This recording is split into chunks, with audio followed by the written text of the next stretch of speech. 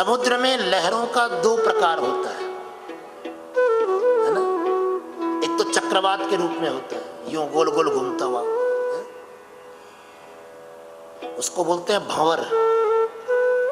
उस भंवर में अगर कोई आ जाए, पलकें भीग जाती है ना कभी कभी एकाएक। जिस बच्चे को अपनी परीक्षा में पास होने की उम्मीद नहीं थी, वो फर्स्ट डिवीजन पा लेता है, तो अपना रिजल्ट देखकर वो इतना खुशी से झूम उठता है, उसकी आंखों से अश्रु गिर पड़ते हैं। ये जो खुशी की चरम सीमा है। और देखो सावधान, मैं एक बात के लिए और आपको सावधान करता हूं, प्रसन्नता में और आनंद में बहुत फर्क है। प्रसन्नता जो होती है उसमें धीरे धीरे क्षरण होने लगता है। एक उदाहरण आपको दूं, आनंद की चर्चा हो रही इसलिए यह भी जरूरी है। जैसे मान लो किसी व्यक्ति को कोई मिठाई खाना बहुत प्रिय है, कोई भी आपको जो पसंद हो, आप उसके बारे में सोच लो एक बार। मान लो किसी को रसगुल्ला खाना पसंद है, बड़े जोर से आपको भूख लग रही है और आपका फेवरेट रसगुल्ला आपके सामने रख दिया जाए कि चलो आज इससे तुम अपनी भूख मिटा लो। उस रसगुल्ले को देखकर आप खुशी से उछल पड़ोगे और उस पर टूट पड़ोगे। 10-15 रसगुल्ले आप खूब जम के खा लो। उसके बाद फिर कोई आए और कहे कि कुछ बात बनी, बोले हाँ बात तो बनी लेकिन अभी भी कुछ कसर है, चलो कोई बात नहीं, ले 15 और खा। 15 उसने और खिला दी। शुगर वाले तो सोच के डर रहे होंगे, खाने वाला कैसे खाएगा। लेकिन सोचना है, खाना नहीं है, सोच लो। 30 रसगुल्ले खाने के बाद अब आपसे पूछा जाए क्या इच्छा है, बोले अब नहीं, अब बहुत हो गया। नहीं नहीं नहीं, अरे ये तो आपका बहुत पसंदीदा व्यंजन है, 5 और खा लो। जबरदस्ती 5 और डाल जाए। 35 रसगुल्ले खाने के बाद अब क्या हालत है तुम्हारी, सच सच बताना। जो पहला रसगुल्ला आपने खाया था, सच सच बताना, जो पहला रसगुल्ला आपने खाया था उस भूख में और जो 35वां रसगुल्ला आपने खाया, दोनों के स्वाद में फर्क था या नहीं था? पड़ेगा या नहीं पड़ेगा? प्रसन्नता में कुछ कमी हुई कि नहीं हुई? 5 और जबरदस्ती कोई खिला दे, 40 रसगुल्ले खाने के बाद तो हालत ये हो जाती है कि अब इसको हमारी आंखों से दूर कर, अब तो सामने ही मत ला इसको। क्यों जी? आपको तो बड़ी प्रसन्नता हो रही थी, आपको तो बड़ा प्रिय लग रहा था, उस पहले रसगुल्ले की प्रसन्नता और 40वें रसगुल्ले की प्रसन्नता में फर्क है या नहीं है? क्षरण हुआ कि नहीं हुआ? आनंद और प्रसन्नता में यही फर्क है। प्रसन्नता दिन पर दिन क्षरण होती जाती है और आनंद दिन पर दिन बढ़ता जाता है। आनंद दिन पर दिन, आनंद कभी पुराना नहीं होता है, प्रसन्नता पुरानी हो जाती है। इसलिए आनंद, प्रसन्नता को आनंद मत समझिए। वो प्रसन्नता, वो हर्ष, वो खुशी जो तुम्हारी आंखों में अश्रु ला दे, उसका नाम आनंद है। अश्रु आना, प्रसन्नता में आंखें गीली हो जाना, तो समझना आनंद आ गया। दूसरा लक्षण है कंपन, शरीर में कपकपी होने लगे। कई बार कुछ आवेश ऐसे शरीर में आते हैं जिनमें शरीर कांपने लगता है। ये आवेश की चरम सीमा, ये आनंद है। उस आवेश का आनंद, हृदय स्तंभित हो जाए, इसके बाद क्या होगा जानने के लिए हम बड़े उत्सुक हो जाते हैं। ये आनंद, उस विषय के प्रति ये आनंद है। श्वेत, पसीने आने लगते हैं, खूब अच्छी एसी चल रही है, पंखे चल रहे हैं, ठंड लग रही है, लेकिन कभी कभी एक ऐसी स्थिति बन जाती है आप पसीने से तरबतर हो जाते हैं। वो जो चिंतन, वो जो अवस्था है, वो आनंद की अवस्था है। रोमांच, शरीर के रोंगटे खड़े हो जाए, नृत्य, नाचने को मन करे, स्वतः नाचने को मन करे, गायन, गाने को मन करे, और अंत में रुदन, रोने को मन करे। ये 8 लक्षण हैं आनंद के। इसमें कहीं पर भी हंसने का नाम नहीं है, हंसने का नाम आनंद नहीं है इसमें कहीं पर। हंसी तो बहुत पीछे छूट जाती है। ये आनंद की 8 अवस्थाएं हैं। अगर आप कथा में इन अवस्थाओं का अनुभव करते हैं तो निश्चित आप कथा में आनंद की परिसीमा में प्रवेश कर चुके हैं। आप ये बात कह सकते हैं कि हमको बड़ा आनंद आया। सिर्फ हंसना ही आनंद नहीं होता है, आदि आदि बातें। इस प्रकार जिसको कथा में आनंद आता है वो प्रतिक्षण उसी प्रतीक्षा में रहता है, अब कौन सी कथा आने वाली है, अब क्या आने वाला है। अगर मैं कहीं उठ के जाऊंगा तो ये प्रसंग छूट जाएगा। ये जो हृदय स्तंभन है, ये जो प्रतीक्षा है, ये कथा का आनंद है, ये कथा का। इसलिए कृपालु जी कहते हैं, डूब कर कोई बाहर न आया, इसमें भंवरे है साहिल नहीं है। समुद्र में साहिल किनारे पर लाकर छोड़ देता है, लेकिन भंवर भीतर डुबा देता है। इसी तरह कथा में साहिल नहीं होते, बल्कि कथा में तो भंवरे होते जो डुबा देते। ये कथा का आनंद है। भगवान कहते हैं, मौसी हम या तो किसी को पकड़ते नहीं, हम यही कहते हैं तुम अपनी दुनिया में व्यस्त रहो, तुम अपने व्यापार में व्यस्त रहो, तुम अपने व्यवहार में व्यस्त रहो।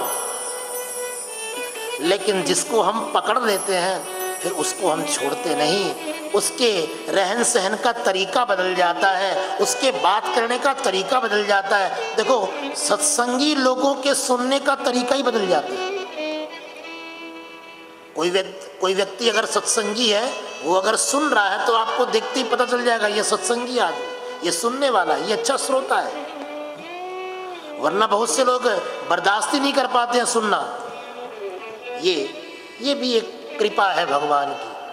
तो भगवान कहते हैं, या तो हम किसी पर कृपा करते नहीं, और अगर किसी पर कर दी तो फिर उसको छोड़ते नहीं, फिर उसको पकड़ के रखते। आखिर में पूतना निष्प्राण हुई, अपने मायावी रूप का परित्याग करके स्वाभाविक रूप में पूतना आ गई, और निष्प्राण होकर पूतना जमीन पर गिर पड़ी। पूतना के गिरने से जमीन पर बहुत जोरों का धमाका होता है। सारे गोकुलवासी चौंक जाते हैं। मैया अपने लाला को संभालने के लिए दौड़ पड़ती है, लेकिन क्या देखती है, न तो वो स्त्री गोपी है और न कन्हैया है।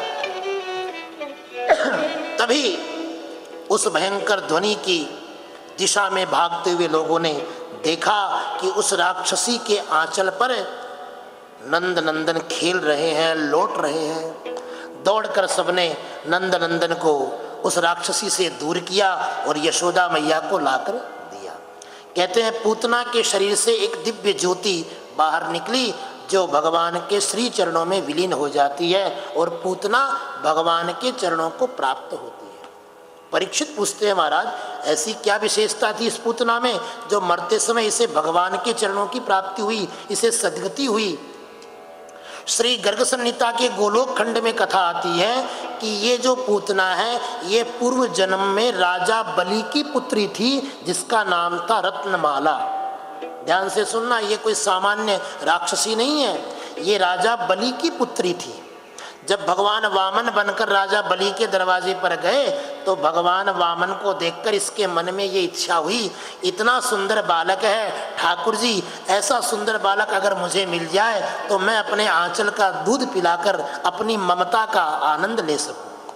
तो भगवान ने कहा, इस अवतार में तो नहीं, लेकिन तुमको अगले अवतार में इसका सुख देंगे, है? किसी अवतार में तुमको ये आनंद दिया जाएगा। लेकिन जब थोड़ी देर बाद भगवान ने अपना विराट रूप बनाकर राजा बलि का सब कुछ ले लिया, तो इसी रत्नमाला के विचार बदल गए। जब सारी चीजें हमारे मन के अनुकूल होती है तो हमारे विचार बढ़िया रहते हैं, लेकिन थोड़ी प्रतिकूलता आती जो है हम बदल जाते हैं। पूतना के रत्नमाला के विचार बदल गए। अब क्या कहती रत्नमाला, हाय राम, ये ऐसा दुष्ट बालक है, ऐसा मायावी है, ऐसा छलिया है, ऐसो बालक अगर मुझे मिले और मैं अपने स्तन का दूध पिलाऊं तो अपने स्तन पर जहर लगा लूं।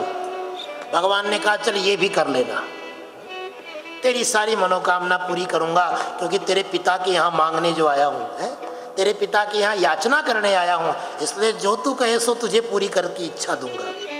वही रत्नमाला पूतना बनकर आ जाई है और भगवान ने उस पर कृपा की है। सुखदेव जी कहते हैं लेभे गतिम धातुचितम ततोन्यम, भगवान ने अपनी माँ की गति पूतना को दी है। माँ की गति क्यों कहते हैं, इसने भी तो माँ की तरह दूध पिलाया है, भले ही जहर लगा के ही सही, लेकिन दूध तो पिलाया है, माँ की भूमिका ही निभाई है। मौसी है, कहते हैं ना मासी, मौसी को कहते हैं मासी, इसलिए माँ की जैसी ही गति उसको प्रदान करी। लेभे गतिम, वही गति प्रदान करी। भगवान के द्वारा पूतना उद्धार हुआ। पूतना प्रसंग के समय नंद बाबा मथुरा में गए हुए थे महाराज कंस को कर चुकाने के लिए, और जब वहाँ से वापस लौटे वसुदेव जी ने संकेत किया, नंद बाबा को बताया तो नहीं कि हमने अपना लाला तुम्हारे यहाँ छोड़ रखा है, लेकिन देखो जब किसी की खुशी में हम जाएं तो वहाँ अपने दुख का प्रचार नहीं करना चाहिए, ये मर्यादा है। अगर आप किसी के खुशी के माहौल में जा रहे हो तो अपने दुख को अपने तक ही सीमित रखो। नंद बाबा यहाँ पर अपने लाला के जन्मोत्सव की बधाई बांटने के लिए आए हैं, खुशियों में हमको शामिल करने के लिए आए हैं, ऐसे में हम अपना दुख उनके साथ कहें अच्छी बात नहीं है। ये समझकर वसुदेव जी ने नंद बाबा के सुख के अनुरूप ही उनसे बातें की और साथ में ये सावधान भी किया कि देखो नंद, कंस का कोई भरोसा नहीं है, इसलिए तुम्हें अपने बालक की सुरक्षा करनी चाहिए। ये सोचकर नंद बाबा लौटे और उन्हें पूतना वध का समाचार मिलता है तो बड़ी चिंता हुई कि देखो वसुदेव जी कितने चमत्कारी पुरुष हैं, उन्हें पता था कि ऐसा उत्पात होने वाला है गोकुल में। नंद बाबा बड़े प्रसन्न हुए।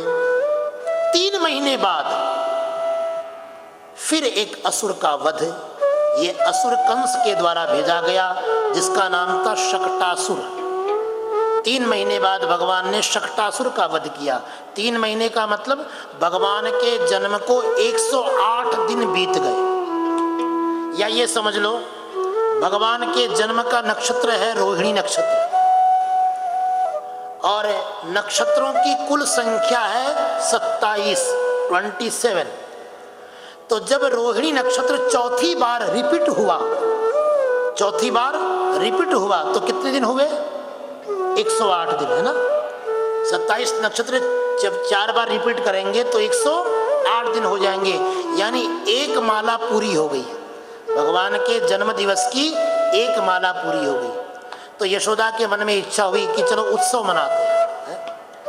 जब ठाकुर जी घर में आते हैं तो माताएं किसी न किसी बहाने उत्सव मना ही लेती है कि चलो आज रामनवमी का पर्व है तो उत्सव कर लो, आज वामन जयंती है, आज जन्माष्टमी है, आज देव उठनी एकादशी है, आज देव दीपावली है, आज पूर्णिमा है, कुछ न कुछ उत्सव के बहाने बन ही जाते हैं जब ठाकुर जी घर में आते हैं। ऐसे ही यशोदा मैया के मन में भी कुछ न कुछ उत्सव करने की लालसा बनी रहती है। भगवान के जन्म का 108वां दिन आया, वापस रोहिणी नक्षत्र आया। यशोदा ने कहा हमको घर में उत्सव करना है, अपनी सखियों को बुला लिया। सखियां आपस में बातें करने लगी।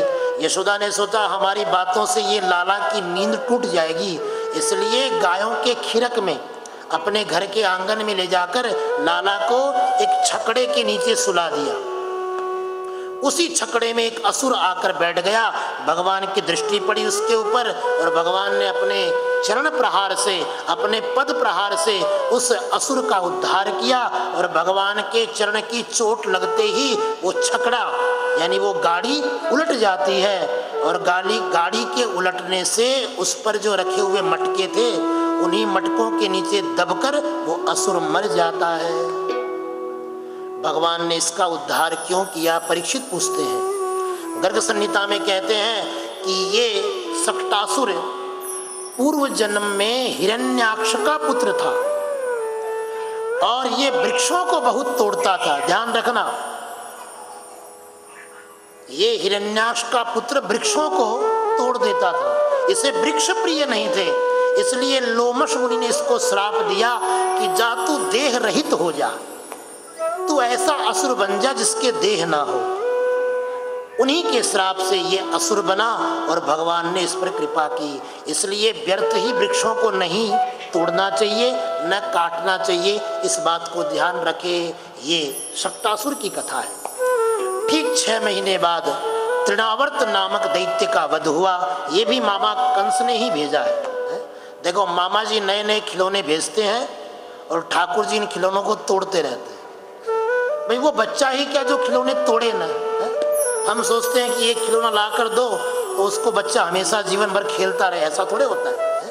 बच्चा अगर खिलौना न तोड़े तो फिर बच्चा ही क्या। तो मामा जी खिलौने भेज रहे हैं और भांजा यहाँ खूब जम के तोड़ रहा है। पहले पूतना नाम की गुड़िया भेजी, उसको तोड़ के फेंक दिया। फिर सक्टासुर भेजा, उसको भी तोड़ दिया। अब तृणावर्त आया है। तृणान आवर्तयति इति तृणावर्त है। तृणावर्त का रूप कैसा है? एक प्रकार की वायु का प्रकोप, जिसके आने से चारों तरफ धूल मिट्टी तिनके उड़ने लगते हैं और वो वायु चक्रवात का रूप लेकर सभी वस्तुओं को अपने भीतर समेट लेती है। देखा होगा आपने कई बार वायु का ये रूप, इसे हम चक्रवात कहते हैं, बवंडर कहते हैं। इसी रूप में तृणावर्त आया और भगवान को नंद भवन से उठाकर ले जाता है। लेकिन भगवान ने उसकी योजना विफल की और उसका भी वध किया भगवान ने। इस प्रकार तृणावर्त का वध हुआ। जब ठाकुर जी 1 वर्ष के हो गए तो भगवान के नामकरण की लीला होती। भगवान की इन सभी लीलाओं का बड़े भाव से आनंद लीजिए। 1 वर्ष के ठाकुर जी हुए तो उनके नामकरण की लीला हुई। 1 वर्ष में क्यों हुई? जबकि नामकरण तो हमारे यहाँ 10वें दिन हो जाता है, अधिक से अधिक 1 महीने के भीतर हो जाता है। 1 वर्ष बाद क्यों? क्योंकि वसुदेव जी के कुलगुरु हैं गर्गाचार्य जी, और गर्गाचार्य जी नहीं चाहते थे कि अगर हम वहां जाएंगे तो कंस को पता चल जाएगा। इसलिए उनके नामकरण के भाव से गर्गाचार्य जी गोकुल में गए ही नहीं। 1 वर्ष के बाद ऐसे ही घूमते फिरते पहुंच गए। गर्गाचार्य जी को आया हुआ देखकर नंद बाबा ने निवेदन किया कि हे ऋषिवर, हमारे पुत्र का नामकरण कर दो। इसको सब अपने अपने नाम से पुकारते। जब बच्चे का नामकरण न हो तो सब किसी न किसी नाम से उसको पुकारने लग जाते हैं। आप कोई विधिवत इसका नामकरण कर दो। अयम हिरोहिणी पुत्रो।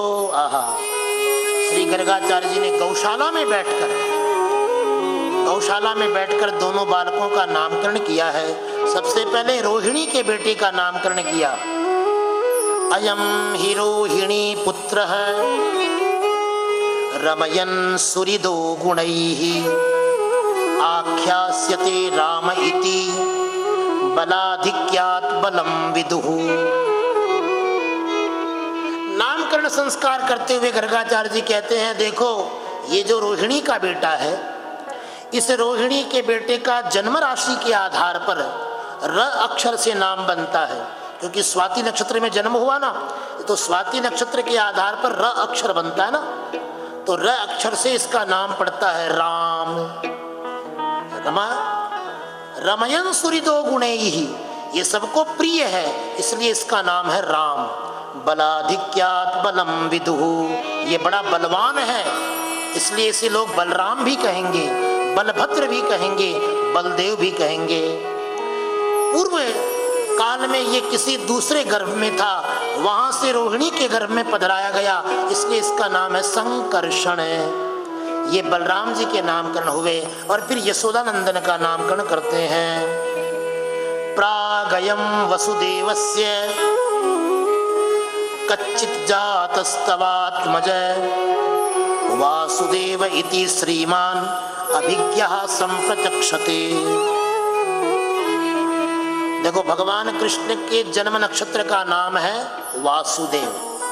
वह अक्षर भगवान का जन्म अक्षर है। लेकिन ये मर्यादा है कि जन्म नक्षत्र का नाम अलग होता है और बोलने के लिए नाम अलग होता है। इसलिए भगवान के जन्म नक्षत्र का नाम तो है वासुदेव, लेकिन संबोधन के लिए नाम रखा गया कृष्ण। कर्षति आकर्षति माया मूढ़ान जीवान स्व अभिमुखी करोति इति कृष्ण है। ये कृष्ण शब्द का अर्थ है जो अपनी लीला से सबको मोहित कर ले, वो कृष्ण है। इस प्रकार दोनों बालकों का नामकरण हुआ और फिर भगवान की बाल लीलाओं का आरंभ होता है। जब भगवान घुटने के बल चलते हैं तो भगवान की घुटन लीला, रिंगण लीला, और जब भगवान पैरों से चलने लगे तो भगवान की अनेक अनेक अद्भुत लीलाएं जिनका गान गोपियां करती है। वत्सान मुंचन क्वचिद समये क्रोश संजात हास है स्तेयम स्वाद्वत त्यथ दधिपय है कल्पित ही स्तेय योग ही। ये तुम्हारा जो लाला है ये हमारे बछड़ों को खोल देता है। बछड़ों को खोलने से नुकसान क्या है?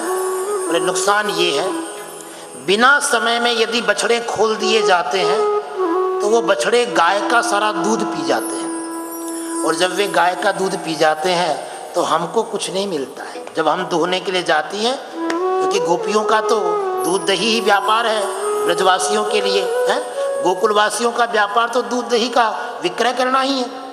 तो बोले अब हम विक्रय कैसे करें? ये आता है और हमारे बछड़ों को खोल देता है। मैया कन्हैया को बुलाती है, क्यों रे तू इनके बछड़े क्यों खोलता है? तो भगवान बड़ी सी भोली सी सूरत बनाकर कहते हैं, मैया एक बात बता, जब मैं भूखा होता हूँ तो तू मुझे दूध पिलाती है कि नहीं पिलाती है? बोले हाँ बिल्कुल, हर माँ की ये जिम्मेदारी है कि जब उसका लाला भूखा होवे तो वह ने दूध पिलावे। तो बोले मैया जब मैं इनके घर जाता हूँ तो इनके बछड़े मुझसे कहते हैं कि हम भूखे हैं, इनके बछड़े मुझसे कहते हैं हम भूखे हैं और हमारे मालिकों ने हमको बांध रखा है, तो मुझे उन पर बड़ी दया आती है और मैं वहाँ को खोल देता हूँ। मैया कहती है तू इतना छोटा सा इतना समझदार कैसे हो गया है? अब मैया बता, जब तू मुझे दूध पिलाती है तो इतनी समझ तो मुझे है ही कि भूख लगने पर हर बच्चे को दूध चाहिए, तो मैं उन बछड़ों को जाकर देखता हूँ तो वो भूख से बिलबिलाते हुए दिखते हैं, तो उनको दूध मिल जाए इसके लिए मैं उनको खोल देता हूँ। मैया बड़ी खुश हुई, बोले सीखो मेरे लाला से, सीखो कुछ है, इतना सा छोटा सा है लेकिन इसमें संवेदना कितनी है देखो है? एक मूक जीव की भाषा को भी ये समझता है। तभी पीछे खड़ी एक गाय ने जो है एक गोपी ने अगली वाली गोपी का हाथ पकड़ के पीछे किया और खुद आगे बढ़ गई। बोले सुन सुन, बड़ी प्रशंसा करने वाली आई अपने लाला की, मेरी बात सुन। हाँ हाँ चल ठीक है, बछड़ों की बात तो हम मान गए, इसे बछड़ों का पता चल जाता है, लेकिन इसकी एक बुरी आदत और है। वो कौन सी? बोलते हैं सुबह सुबह हमारे घर में आता है और हमारे छोटे छोटे बच्चे सोए रहते हैं, उनको जोर से चिकोटी काट के जगाता है। अब बता, छोटे बच्चों को कितना दर्द होता होगा ना है? ये कोई तरीका है बच्चों को जगाने का है? तुरंत मैया कहती है लाला हाजिर हो। लाला आए, हाँ मैया। ये क्या कह रही है? तो इनके बच्चों को चिकोटी काटता है? हाँ मैया बिल्कुल, ये तो बात सही है। तो क्यों चिकोटी काटता है? अरे मैया एक बात बता, तू मुझे रोज क्या कहती है? अच्छे बच्चे सुबह जल्दी उठते हैं, है ना? Early to bed early to rise, ये तो कहते ना, रात में जल्दी सोना और सुबह जल्दी उठना। चाणक्य कहते हैं, चाणक्य नीति का श्लोक है, सूर्योदये चास्तमिते शयानम विमुंचति श्री अपि चक्रपाणि।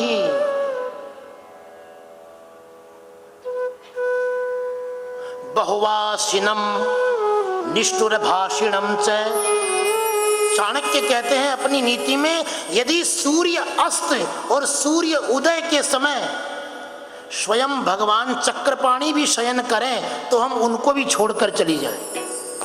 इसलिए कभी भी सूर्य उदय और सूर्यास्त के समय सोना नहीं चाहिए, ध्यान रखना। तो मैया तू मुझे रोज सुबह जल्दी जगा देती है, यही तो कहती है कि बेटा सूर्य जगने से पहले, सूर्य उदय होने से पहले जाग जाना चाहिए। हाँ बेटा बात तो तेरी सही है। तो मैया मैं जब इनके घर जाता हूँ तो इनके बच्चे मुझे सोए हुए मिलते हैं, अब तू बता मैं उनको जगाता हूँ तो इसमें क्या बुरी बात है? बताओ कोई बुरी बात है इसमें? अब कोई बच्चा सो रहा है उसको जगाना बुरी बात है? नहीं नहीं लाला बिल्कुल अच्छी बात है, सीखो गोपियों, सीखो मेरे लाला से। तुम्हें नहीं पता तुम्हारे बच्चे सो रहे, अच्छी बात है ये। 8-8 बजे तक 9-9 बजे तक सोकर नहीं उठते हैं तुम्हारे बच्चे। देखो हमारा लाला सुबह सूर्य उदय से पहले उठ जाता है, और देखो खुद उठता से उठता है तुम्हारे बच्चों को भी जगाता है। कितनी अच्छी बात है। अरे वाह लाला, वारी जाऊं तोपे, वारी जाऊं लाला तोपे। फिर तीसरी गोपी ने कहा अच्छा अच्छा ठीक है वारी जाना अच्छी बात है, लेकिन एक समस्या और है। वो कैसी समस्या है? मरकान भोक्षण। मैया ये हमारे घर में आता है और माखन की चोरी करता है, स्तेयम स्वादवत। अब इसका तो क्या जवाब? चोरी करना तो तुरंत यशोदा ने कहा चुप रहे जोर से मत बोल, लाला की सगाई ना होवेगी अगर तू ऐसे चोरी करेगी। थी 33 और ये गिनती है 13।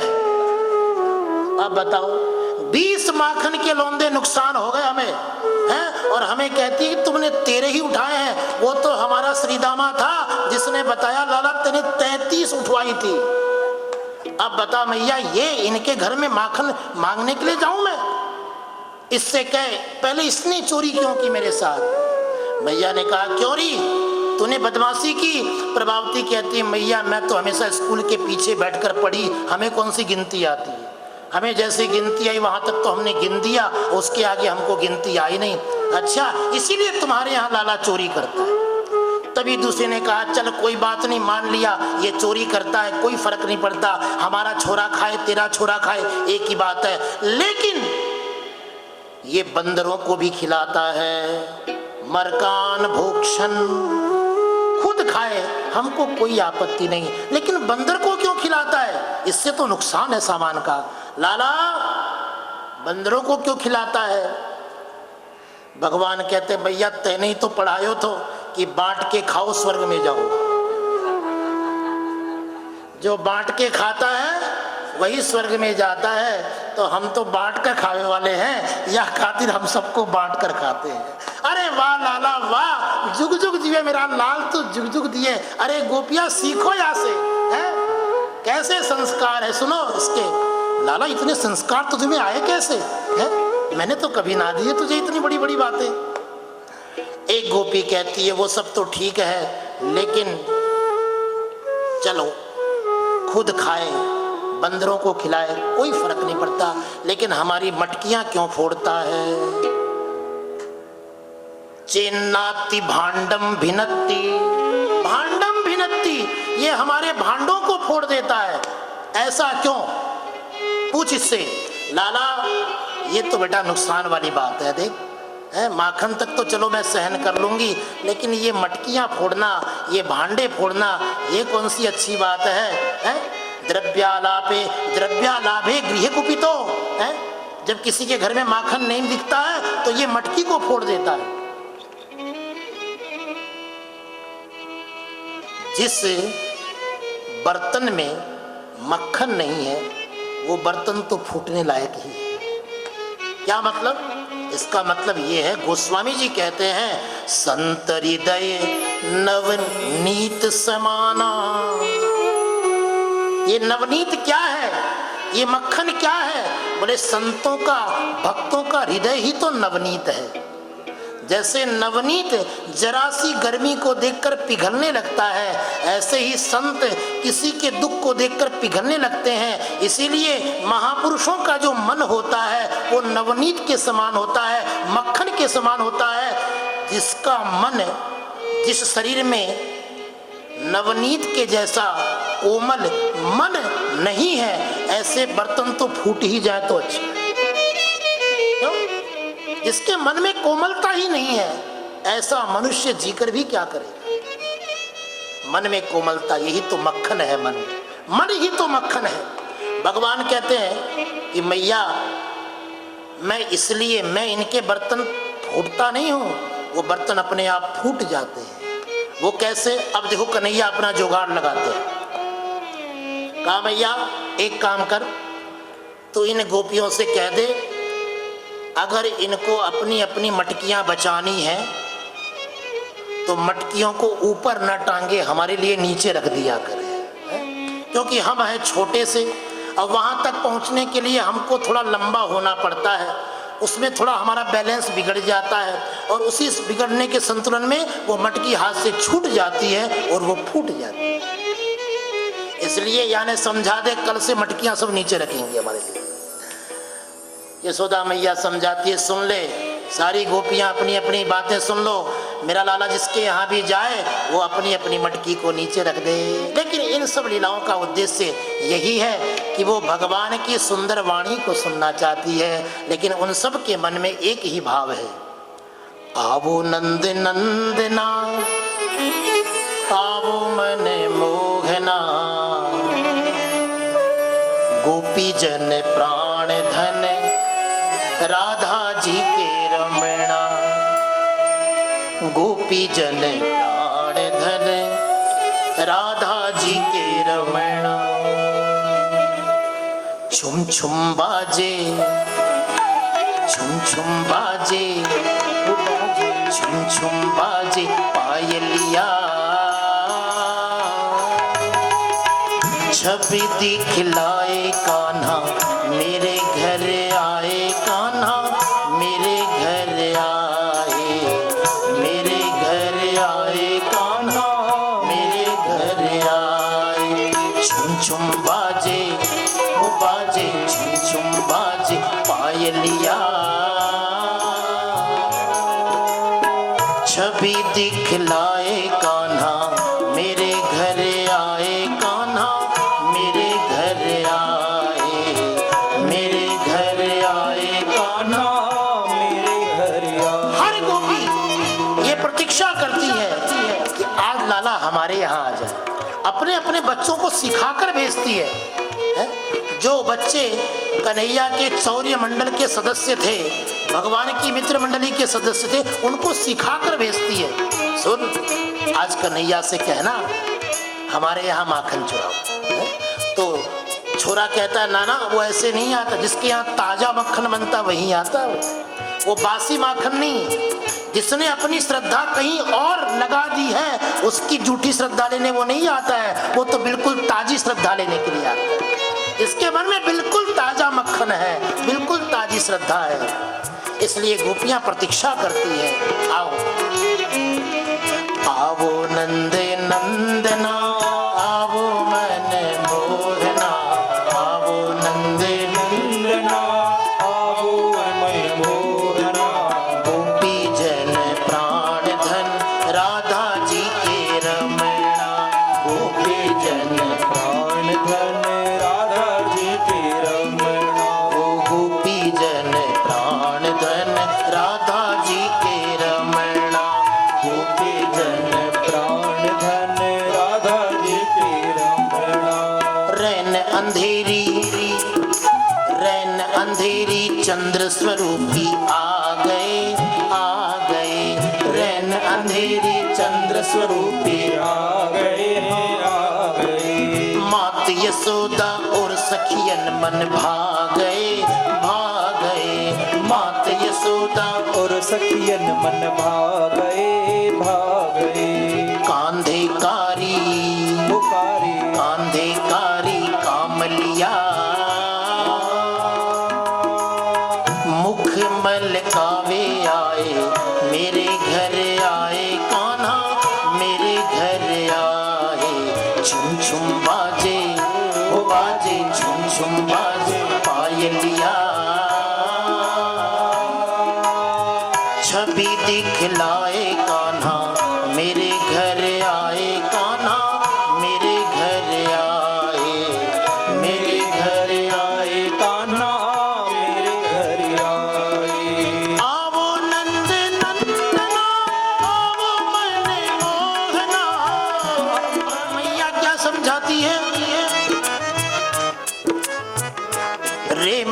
माखन की चोरी छोड़े। लाला, माखन की चोरियां छोड़ दे। अगर गांव में किसी को पता चलेगा तो लोग तुझे छोरी ना देंगे। रे माखन की चोरी छोड़ सांवरा मैं समझाऊं तो। रे माखन की चोरी छोड़ सांवरा मैं समझाऊं तो। मैं समझाऊं तो सांवरा मैं समझाऊं तो। मैं समझाऊं तो ये सांवरा मैं समझाऊं तो। रे माखन की चोरी छोड़ सांवरा मैं समझाऊं तो। रे माखन की चोरी छोड़ सांवरा मैं समझाऊं तो। बरसाने से आई सगाई। बरसाने से सगाई आई हुई है? अगर ये सूचना मिल गई ये चोरी करता है तो सगाई कैंसिल हो जाएगी। बरसाने से आई सगाई। बरसाने से आई सगाई। रोज बतावनी हो, रोज बतावनी हो। बड़े घर की राधा बेटी, बड़े घर की राधा बेटी। ना पढ़नेगी तो। रे माखन की चोरी छोड़ सांवरा मैं समझाऊं तो। रे माखन की चोरी छोड़ सांवरा मैं समझाऊं तो। और भगवान कहते हैं सुन मैया, अगर सगाई कैंसिल होवे तो आज ही हो जावे, लेकिन हम चोरी ना छोड़ेंगे। क्यों? चाहे माता मोहे मारो पीटो। चाहे माता मोहे मारो पीटो। चाहे धमकावो मोए, चाहे धमकाओ मोए। चोरी की मोहे बाण पड़ी है शादी हो न होए। चोरी की मोहे बाण पड़ी है शादी हो न हो। रे माखन की चोरी छो सांवरा मैं समझाऊं तो। रे माखन की चोरी छो सांवरा मैं समझाऊं तो। ले लटिया यशोदा दौड़ी। ले लटिया यशोदा दौड़ी। जब कन्हैया ने स्पष्ट कर दिया कि मैया चोरी ना छोड़ेंगे, चाहे छोरी छूट जावे उसकी परवाह ना, लेकिन चोरी ना छोड़ेंगे क्योंकि हम तो चोरों में शिरोमणि हैं। जब कहा तो मैया को बड़ा क्रोध आया। ले लटिया यशोदा दौड़ी। ले लटिया यशोदा दौड़ी। कान्हा मारण तोए, माना मारण तो। सूरदास सलोनी सूरत दिए नैन भर रोए। सूरदास सलोनी दिए नैन भर रो। रे माखन की चोरी छोड़ सांवरा मैं समझाऊं तो। रे माखन की चोरी छोड़ सांवरा मैं समझाऊं तो। रे माखन की चोरी छोड़ सांवरा मैं समझाऊं तो। रे माखन की चोरी छोड़ सांवरा मैं समझाऊं तो। रे माखन की चोरी छोड़ सांवरा मैं समझाऊं तो। रे माखन की चोरी छोड़ सांवरा मैं समझाऊं। श्री माखन चोर की जय हो। यशोदा ने कहा देखो ऐसे तो ये हमारी बात मानता नहीं है, अगर कोई रंगे हाथ पकड़ लो तो इसे ले आना, उस समय हम इसको दंड दे देंगी। अभी तो हम इसको कुछ नहीं कर सकते क्योंकि ये बातों में किसी को जीतने देता ही नहीं है, इससे बातों में कोई नहीं जीत सकता। इसलिए प्रभावती अगर किसी दिन तू रंगे हाथ पकड़ के ला तो मैं इसको दंड दूंगी। और एक दिन प्रभावती ने योजना बना ली और भगवान चोरों के सरदार रंगे हाथ पकड़े। यशोदा बाहर निकलती है, देखती है घूंघट में प्रभावती खड़ी है। गांव में कोई बड़ी बूढ़ी मिल जाए इसलिए महिलाएं घूंघट लगा के चलती है ना, तो घूंघट में प्रभावती खड़ी है और यशोदा कहती है यहाँ कोई बड़ा बूढ़ा ना है, तू अपनो घूंघट हटा पहले तो बोल क्या बात है। प्रभावती कहती है घूंघट तो तू अपना हटा, देख किसको लाई हूं अपने साथ है, इस चोर को लेकर आई हूं, अब तू देख ले। मैया ने कहा पहले तू अपना घूंघट हटा और पहले तू देख ले किसको लाई है। प्रभावती ने अपना घूंघट हटाकर देखा तो कन्हैया की जगह प्रभावती का ही छोरा खड़ा था। तू कहां से आया रे?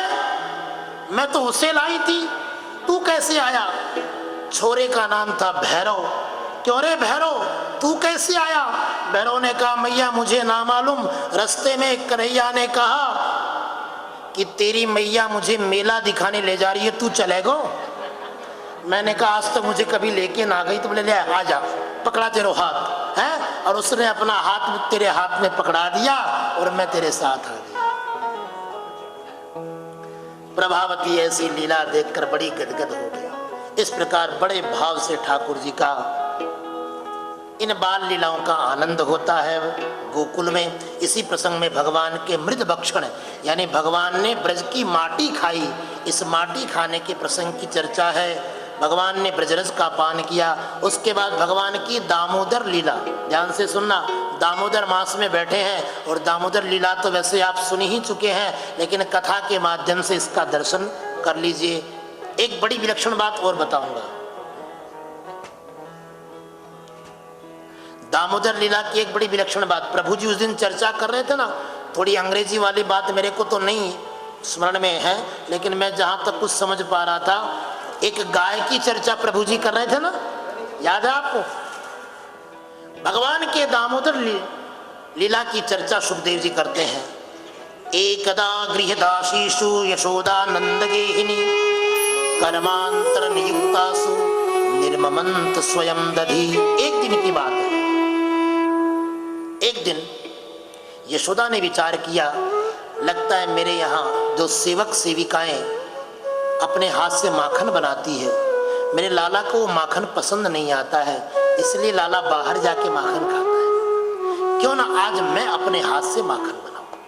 उस दिन मैया ने स्वयं अपने हाथ से दधी मंथन किया अपने हाथ से और माखन बना रही है। तभी कन्हैया की नींद खुलती है, भगवान जागे और जागकर ठाकुर जी सीधे मैया के पास पहुंचे।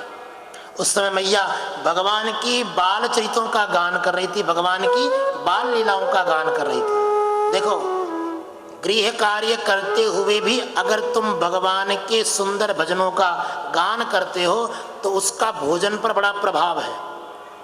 इसलिए तो ये बात जो हमारे हर्ष जी रोज कहते हैं ना कि जब भोजन बन रहा था उस समय भगवान की कथा का प्रवाहन हो रहा था, भगवान की कथा का प्रवाह चल रहा था और उस कथा के रस से ये भोजन पुष्ट हो गया, प्रसाद बन गया, इसलिए ये सभी के लिए हितकारी है। ऐसे ही इस बात को हमें समझना है कि प्रतिदिन अपने घर में भी जब आप भोजन बनाएं तो कुछ ठाकुर जी के मांगलिक चरित्रों का गान अवश्य करें। एक सच्ची घटना है वृंदावन की।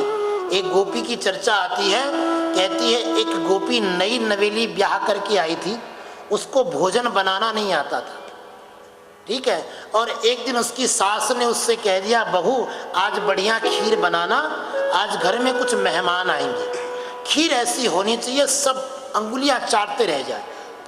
गोपी बेचारी कभी खीर बनाई नहीं थी उसने। अच्छा, उस जमाने में मोबाइल का जमाना था नहीं कि किसी से रेसिपी पूछ ले है कि कैसे बनता है। फिर भी उसने जैसे तैसे करके अड़ोस पड़ोस में अपनी सखियों से समझा और खीर बनाने लग गई। खीर तैयार हुई, लेकिन एक बात बड़ी अच्छी थी, जब वो गोपी खीर बना रही थी तो उसके मन में एक ही चिंतन चल रहा था, आज पहली बार मैं खीर बना रही हूं, हे नंदलाल, हे नंद नंदन, अगर तू आ जावे तो सबसे पहले तुमको ही भोग लगा लूं, कम से कम तू ये तो बता जा हमें कि ये खीर बनी कैसी है। ये लोग पता नहीं क्या कहेंगे, तू अगर कम से कम खाएगा तो सही तो बताएगा है। इसलिए उस गोपी के मन में एक भाव चल रहा था, अगर कन्हैया यहाँ आ जाए तो मैं अपने हाथ से उसको खीर बनाऊं। तब तक खीर बन चुकी थी और मेहमान भी घर में आ चुके थे। बाहर से आवाज लगाई, बहू मेहमानों के लिए भोजन परोसा जाए। बहू ने भोजन परोसा, मेहमानों ने प्रसाद पाया। ठाकुर जी को तो भोग लग ही चुका था, बनते समय ही भोग लग चुका था भावना से, इसलिए प्रसाद बन चुका था। मेहमानों ने प्रसाद पाया, प्रसाद पाने के बाद सब के सब बड़े प्रसन्न हो गए। आज तो भाई बड़ा सुंदर भोजन बना। और खीर की तो जितनी प्रशंसा की जाए उतनी कम है। हमारी काशी में खीर के दो नाम हैं।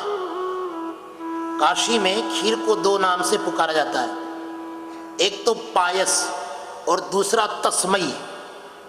पायस जो होती है वो तो सामान्य जो हम लोग खीर खाते हैं वो होती है, लेकिन जो तस्मई होती है, तस्मई में चावल से ज़्यादा मेवा होता है, मेवे की टुकड़ियाँ उसमें ज़्यादा होती है, उसको बोलते हैं तस्मई। तो मेहमानों ने कहा भाई तस्मई बहुत जोरदार बनी, आज तो अद्भुत स्वाद है इसका। सब लोग बड़े प्रसन्न हुए। मेहमानों के जाने के बाद घर वाले भी भोजन करते हैं, सब ने भोजन किया, घर वाले भी अंगुलियां चाटते रह गए, वाह बहू तेरे हाथ से तो बड़ा सुंदर भोजन बना, आज तो बड़ा सुंदर प्रसाद बना। और सबसे अंत में गृहिणी भोजन करती है ना, है जैसे द्रौपदी के अक्षय पात्र में सबसे अंत में द्रौपदी भोजन करती है, ऐसी मर्यादा है। तो सबसे अंत में उस गोपी ने भोजन किया, और जो ही गोपी ने वो खीर का कौर अपने मुख में डाला, गोपी चौंक गई। क्यों चौंकी? आज तो गोपी ने खीर में चीनी की जगह नमक डाल दिया था,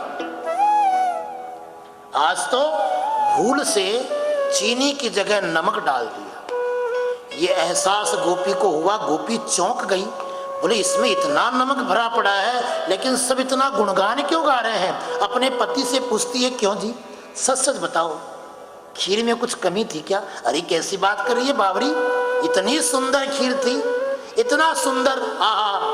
मैं तो कहता हूं कि मीठा भी बिल्कुल नाप से, हाँ अगर कोई शुगर का पेशेंट हो उसको ही प्रॉब्लम ना हो, बिल्कुल नाप से चीज। बड़ी खुश हो गई, कहा सब कन्हैया की विशेषता है। भोजन बनाते समय भगवान के मधुर मधुर नाम का गुणगान हुआ, उसी मधुरता ने उस पायस को तस्मई बना दिया, उस तस्मई में मिठास को भर दिया।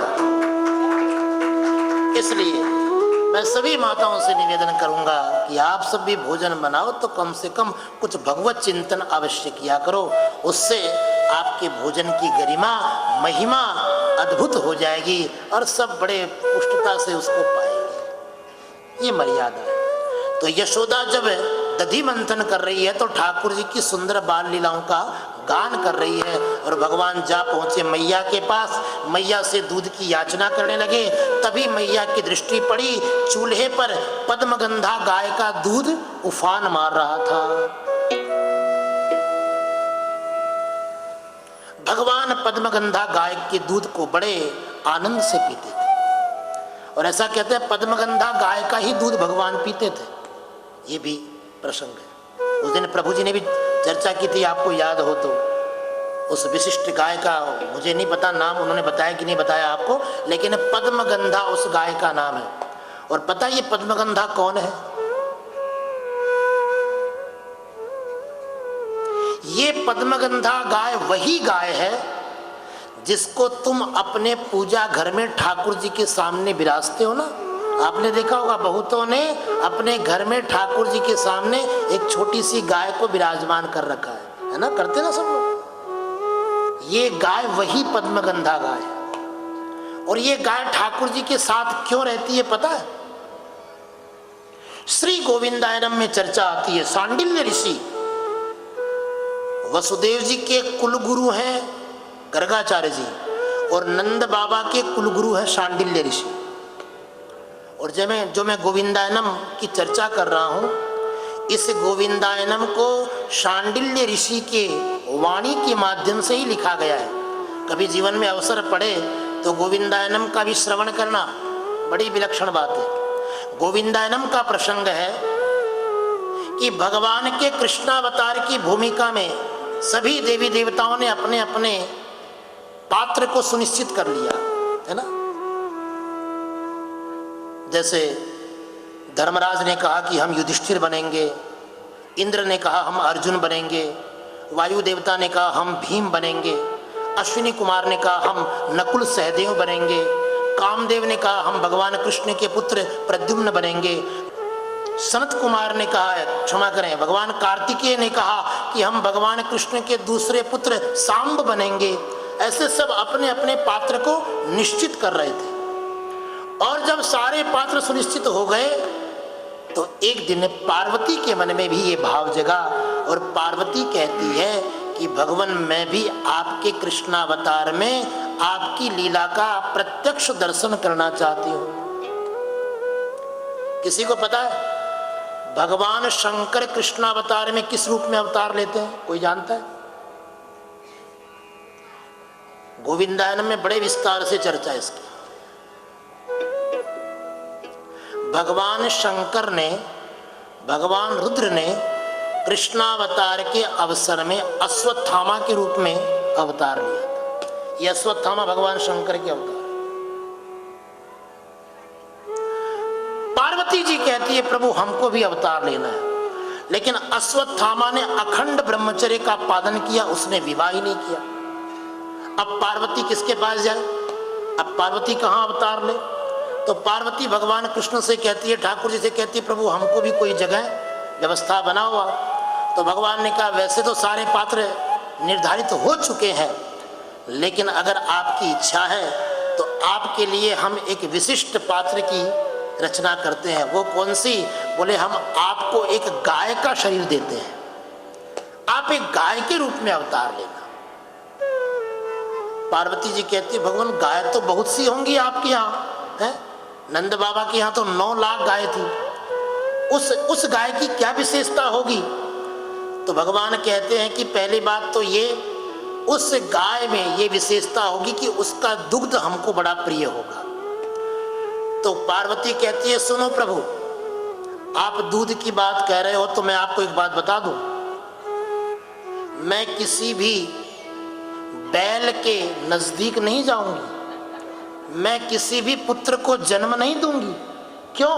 क्योंकि मेरे पति तो भगवान शंकर है और वो अश्वत्थामा के रूप में वहां बैठे रहेंगे। ठीक है, अब हम गाय, जिस गाय के बछड़ा या बछिया नहीं होगा उसके दूध भी नहीं होगा, और जिसके दूध नहीं होगा उसको भला कोई क्यों अपने घर में रखना चाहेगा?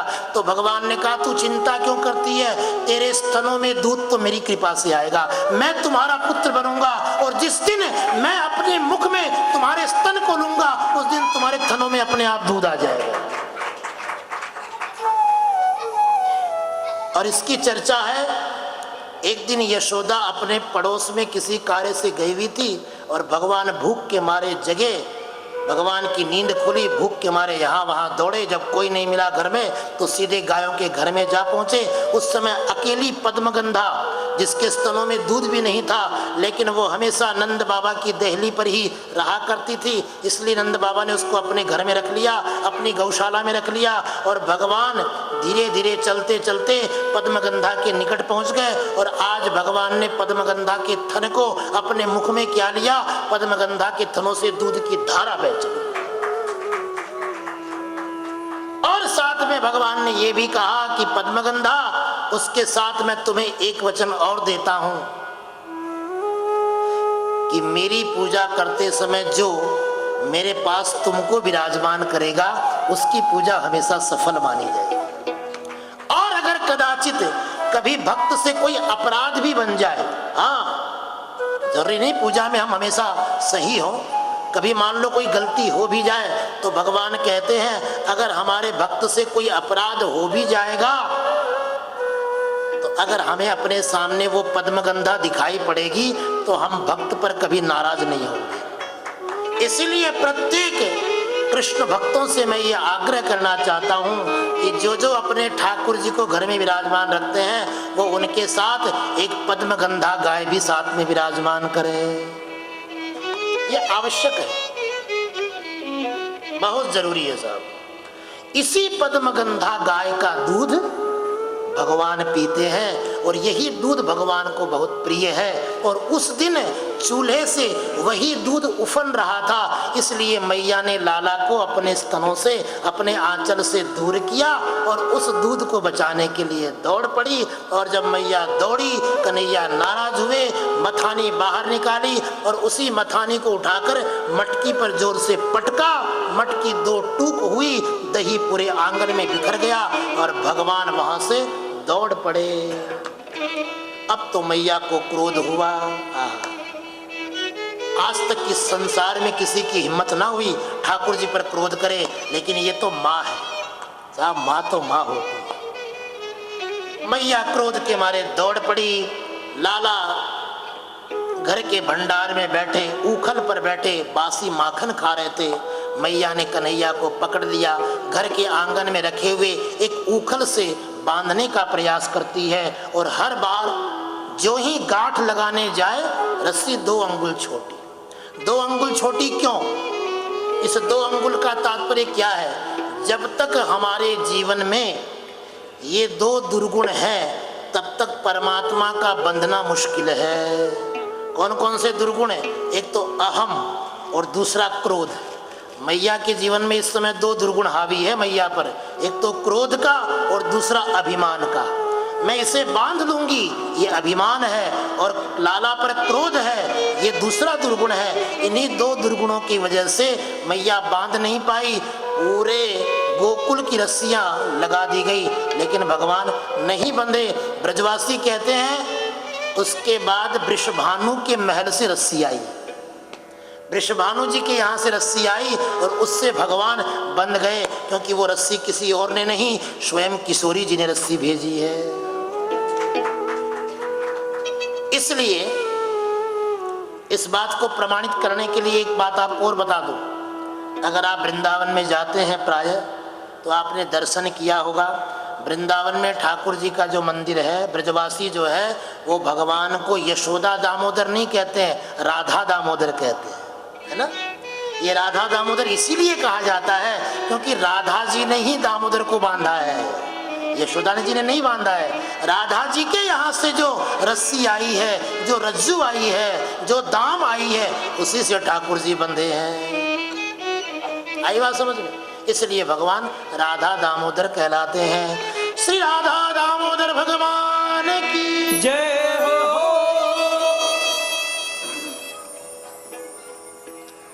भगवान बंधे ऊखल से, स्वयं बंधे हैं, लेकिन किसी को मुक्त करने की योजना बना रहे हैं। कौन है ये? पुरा नारद शापेन वृक्षताम प्रापितौ मदात नलकूबर मणिग्रीवा इति ख्यातौ श्रियान्वितौ। भैया थोड़ा धीरे वायलिन को कम करो, वायलिन बहुत तेज बजता। पुरा नारद शापेन, प्राचीन काल में किसी समय नारद जी ने श्राप दिया था। किसको? कुबेर के 2 पुत्र नलकूबर और मणिग्रीव, ये 2 पुत्र हैं, बड़ी धृष्टता कर रहे थे। संत का अपमान हुआ इनके द्वारा, नारद जी ने श्राप दे दिया, जाओ तुम वृक्ष बन जाओ, और वे दोनों वृक्ष बनकर नंद भवन में खड़े हो गए। आज भगवान उनका उद्धार करने के लिए चल पड़े। ऊखल के सहित रेंगते रेंगते भगवान दोनों वृक्षों के बीच पहुंचे और भगवान ने थोड़ा सा बल प्रयोग क्या किया, दोनों वृक्ष जमीन पर धड़ाम से गिर पड़े और उनके भीतर से वो दोनों कुबेर के पुत्र प्रकट होते हैं और भगवान की स्तुति करते हैं। वाणी गुणानुकथने श्रवणौ कथायाम हस्तौ च कर्म सुमनस्तव पादयोर्नः स्मृत्यां शिरस्तव निवास जगत प्रणामे दृष्टि सतां दर्शनेस्तु भवत्तनूनां। हे प्रभु, हमसे बहुत बड़ी भूल हुई जो हमने एक महात्मा का अपमान किया। हमने तो महात्मा का अपमान किया, लेकिन महात्मा ने हम पर बड़ी कृपा की जो हमें आपका दर्शन करा दिया। अगर उस महात्मा ने हमको श्राप न दिया होता तो आज आपका दर्शन थोड़े होता हमें। इस प्रकार अपनी भूल का पश्चाताप करते हुए, भगवान को बारंबार प्रणाम करते हुए नलकूबर और मणिग्रीव वृक्ष योनि से मुक्त हुए। उसी समय नंद बाबा जी आ रहे हैं।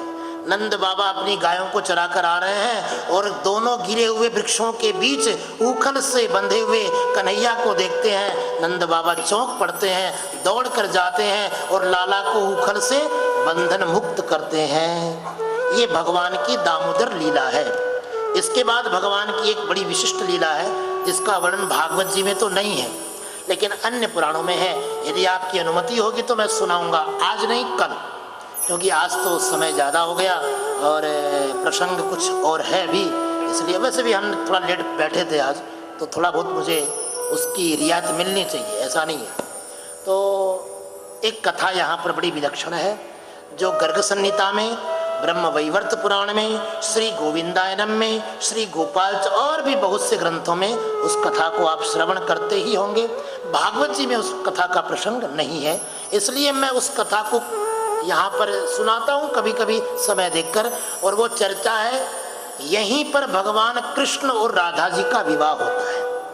दामोदर लीला के बाद ये समझ लो कार्तिक के महीने में ही राधा जी और कृष्ण का विवाह हुआ था। ये चर्चा आती है पुराणों में। उस समय ठाकुर जी 4 वर्ष के थे और राधा जी 10 वर्ष की थी। हाँ, ये भी बात प्लीज नोट, इसको भी नोट कर लेना।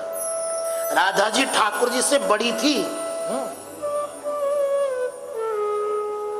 और जिस समय विवाह हुआ उस समय राधा जी 10 वर्ष की थी और भगवान कृष्ण मात्र 4 वर्ष के थे।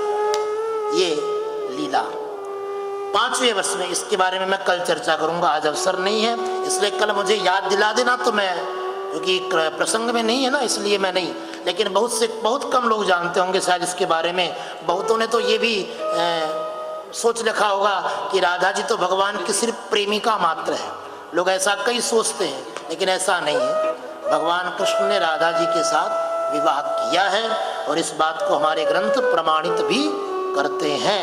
एक कोई सज्जन मेरे पास आए थे एक भजन की पुस्तिका लेकर, मैंने उसमें देखा भी था तो मुझे बड़ा दुख हुआ, लोगों की सोच कैसी कैसी है।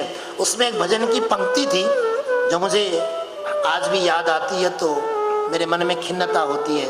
उसमें लिखा था, बोल कान्हा बोल ये गलत काम कैसे हो गया, बिना शादी किए राधे श्याम कैसे हो गया। अब बताओ, इस तरह की कोई बातें हैं? लेकिन लोग अपने मन से जो है न जाने क्या क्या। और आजकल मैं देखता तो नहीं हूँ, लेकिन मैंने सुना है एक वो टीवी पर सीरियल भी आता है कृष्ण राधा के विषय में, उसमें भी न जाने क्या क्या लोगों ने धारणा दिखाई है। ठाकुर जी बचाए ऐसी भ्रांतियों से, भगवान ही बचाए तो अच्छा है। तो सत्संग मैं अवश्य सुनाऊंगा आपको, लेकिन अवसर देखकर। इसके बाद जब भगवान 5 वर्ष के हुए, 5 वर्ष तक भगवान गोकुल में रहे और उसके बाद 6 वर्ष भगवान वृंदावन में रहे। ध्यान से सुनना, 5 वर्ष गोकुल में, 6 वर्ष वृंदावन में। कितने वर्ष हुए? 11 वर्ष। इसके बाद 14 वर्ष मथुरा में रहे भगवान। कितने हुए? 25। और उसके बाद 100 वर्ष भगवान द्वारिका में रहे। कितने हुए? 125। कुल 125 भगवान वर्ष तक भगवान इस धराधाम पर विराजमान रहे। ये भगवान की लीला की अवधि है, 125 वर्ष। 5 वर्ष तक गोकुल की लीला की भगवान ने, 6ठे वर्ष में भगवान ने वृंदावन में प्रवेश किया और वृंदावन में भगवान की गौचारण लीला का प्रारंभ होता है। बड़े भाव से दर्शन करते ना, छोटी छोटी गैया छोटे छोटे ग्वाल, छोटो सो मेरो मदन गो। इसीलिए तो ठाकुर जी का नाम गोपाल है। गायों का पालन करते हैं इसलिए गोपाल है, गायों की रक्षा करते हैं इसलिए इनका नाम गोविंद है। चलो एक अंतरा का भाव ले लो, फिर आगे बढ़ेंगे। छोटी छोटी गैया छोटी छोटी ग्वाल, छोटो सो मेरो मदन गोपाल। छोटी छोटी गैया छोटे छोटे ग्वाल, छोटो सो मेरो मदन गोपाल। हाँ, छोटो सो मेरो मदन गोपाल, छोटो सो मेरो मदन गोपाल।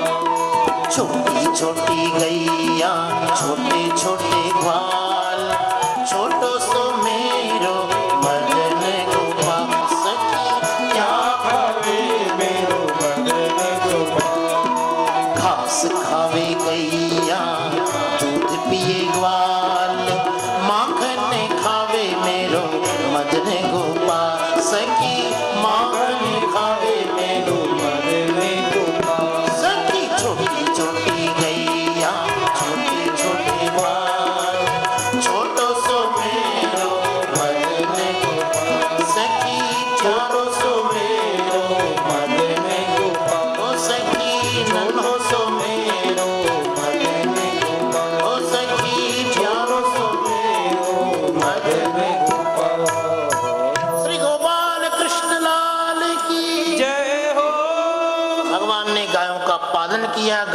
वर्धन किया, इसलिए भगवान गोपाल कहलाते हैं। जिनको भगवान गोपाल की कृपा पानी हो वो अपने जीवन में हमेशा गायों का संवर्धन करें, गायों का संरक्षण करें। ये भगवान की कृपा में एक विशेष कारण है। यदि कृष्ण कृपा पाने चाहते हो, यदि गोपाल की कृपा पाना चाहते हो, तो इन 4 गकार को ध्यान रखना। कौन कौन से? गाय, गोपी, गीता और गंगा। लेकिन दुर्भाग्य है आज हमारे द्वारा इन चारों का ही ह्रास हो रहा है। गाय कत्ल खाने में जा रही है, दहेज के लोभ में गोपियां जलाई जा रही है, गीता को भुलाया जा रहा है और गंगा को दूषित किया जा रहा है। तो बताओ कृष्ण कृपा कैसे होगी? ये कृष्ण कृपा कैसे हो सकती? इसलिए सावधान। अच्छा, मुझे तो आज पता चला, आज बंसल जी कह रहे थे कि बहुतों को तो ये भी नहीं मालूम कि भागवत और भागवत गीता में अंतर है। ये भी बड़ी दुविधा की बात मुझे पता चली आज। आप अपने बच्चों के मुख से इंग्लिश की पोएम सुनकर बड़े प्रसन्न होते हैं। प्रयास कीजिए थोड़ा कुछ अपनी सनातन परंपरा से भी बालक जुड़े, उसे पता तो चले कि गीता क्या है और भागवत जी क्या है। श्रीमद् भगवत गीता भगवान ने अर्जुन को प्रदान की है और श्रीमद् भागवत भगवान वेदव्यास ने समस्त मनुष्यों के लिए उसका लेखन किया है। दोनों में फर्क है। गीता जी में 18 अध्याय है, श्रीमद् भागवत में 18 स्कंद है। श्रीमद् भगवत गीता, अच्छा इसके ऊपर मुझे एक किस्सा याद आ गया, समय तो नहीं है लेकिन फिर भी। एक किसी गांव में कोई बड़े अच्छे वक्ता कथा करने के लिए गए, तो लोगों के मन में बड़ा रुझान हुआ, उनके प्रति श्रद्धा बनी। लोगों ने सोचा चलो हम इनको अपना गुरु बना लेते हैं, ये बड़े अच्छे वक्ता हैं, साधना भी अच्छी करते हैं, भगवान की बड़ी कृपा है इनके ऊपर।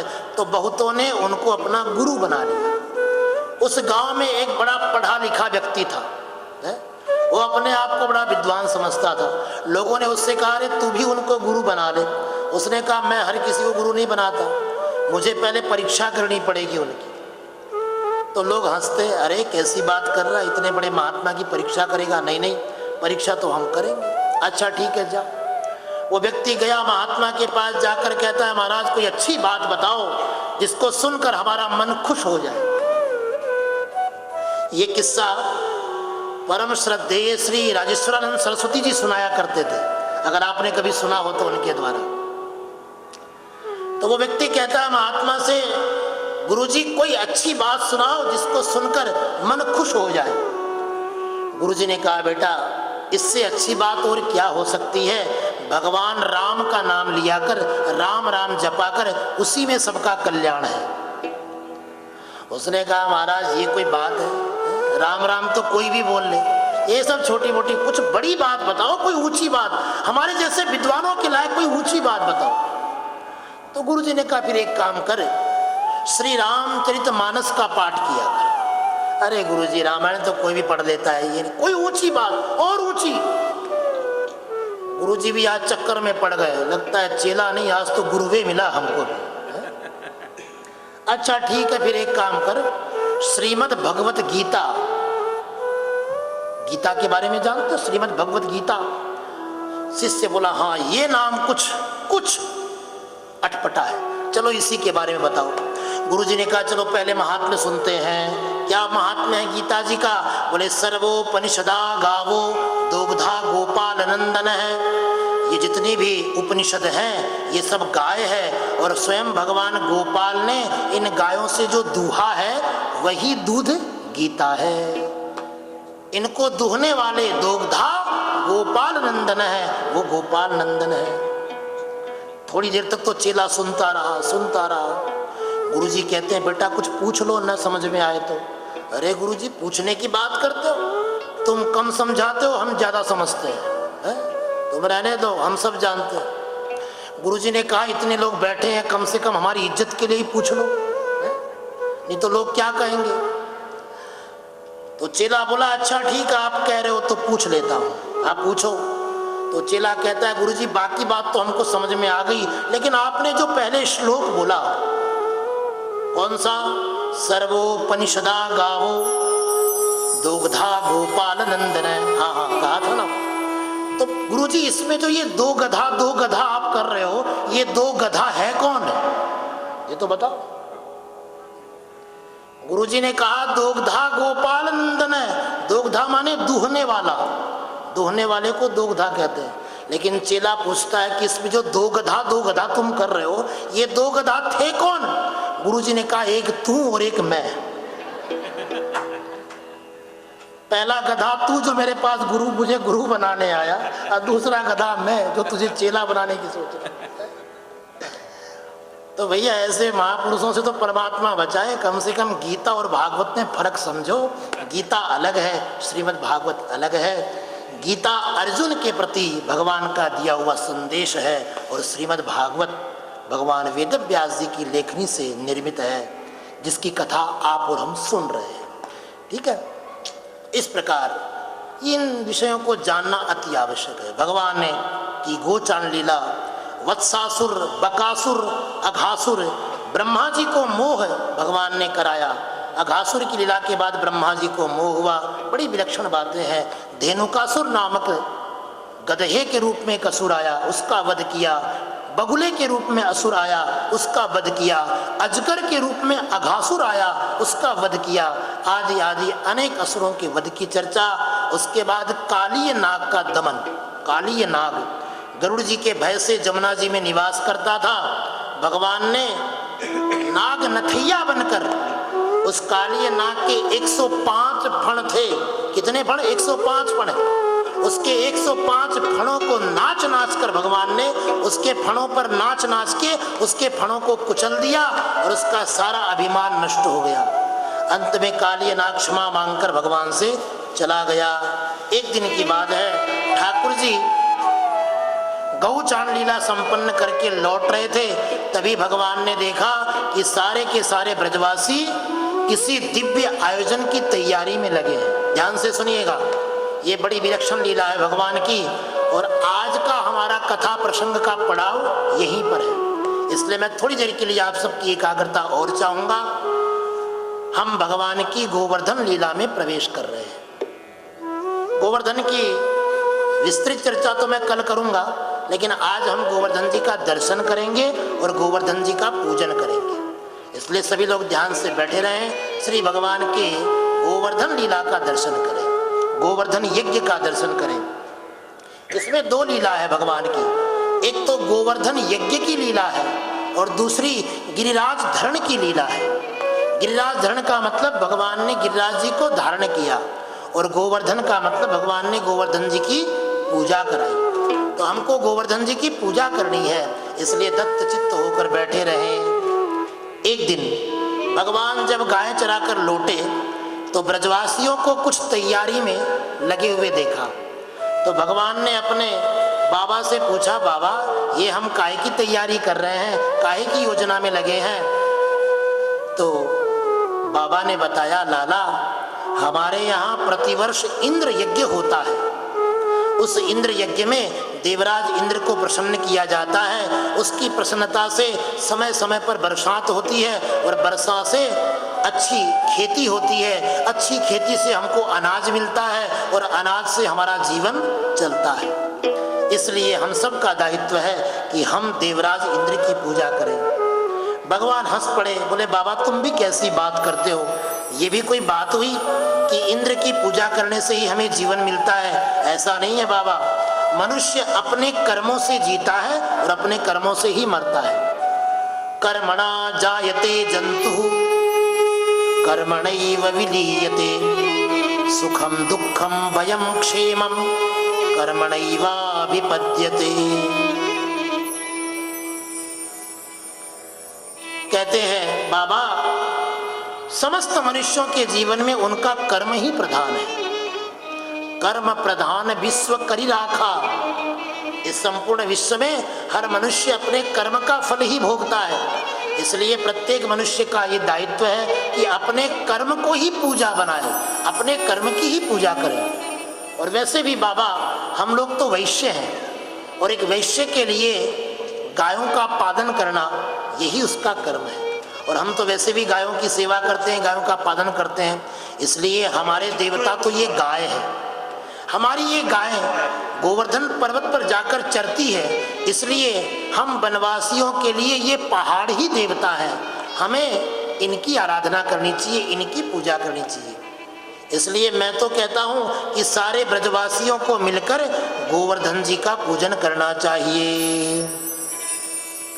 तस्माद् गवां ब्राह्मणानां मद्रेश्चारप्यतां मखः य इंद्रयाग संभारास तैरयम साध्यतां मखः। नंद बाबा ने कहा, देखो कन्हैया, अब तुम नई नई योजना मत बनाओ, क्योंकि हम सब ने इंद्र यज्ञ की तैयारी कर ली है। अब इस तैयारी को वापस हटाना और फिर गोवर्धन यज्ञ की तैयारी करना बड़ा मुश्किल होगा। भगवान ने कहा, बाबा इसमें कोई विशेष बात नहीं है, जो तैयारी तुमने इंद्र यज्ञ के लिए की उसी तैयारी से हम गोवर्धन यज्ञ भी कर सकते हैं। लेकिन एक विशेष बात यह है गोवर्धन यज्ञ में, वो क्या? बोले गोवर्धन जी को जो प्रसाद, जो भोग लगता है, उस भोग का नाम है अन्नकूट। क्या नाम है? अन्न। अन्नकूट किसे कहते हैं, कोई बता सकता है? आप लोग अपने अपने घरों में दीपावली के दूसरे दिन अन्नकूट का प्रसाद करते हो ना, भोग करते हो ना। अन्नकूट कहते किसको है?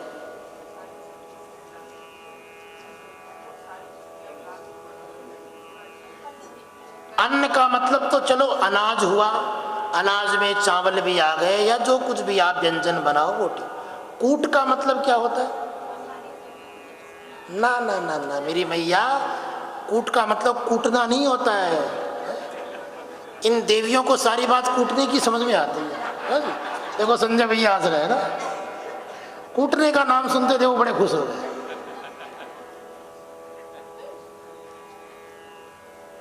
बेलन से कूटना, करछू से कूटना, ये कूटने वाली बात। कूट का मतलब होता है, कूट कहते हैं पर्वत को, पहाड़ को, ढेर को। किसी प्रकार का ढेर हो उसको बोलते हैं कूट। तो भगवान को जब अर्पण करते हैं भोग, ठीक है, 56 भोग की अपनी व्यवस्था है। ब्रजवासियों की तो ऐसी मान्यता है कि 56 भोग तो भगवान को गिरिराज जी धारण के बाद अर्पण किया गया था। समझ रहे? 56 भोग गोवर्धन जी को अर्पण नहीं होता है, लेकिन ठीक है, एक भावना है, मैं इसका विरोध नहीं कर रहा हूं कि आप अर्पण मत करो। 56 भोग की जो लीला है वो तो गोवर्धन धारण के बाद में लीला है।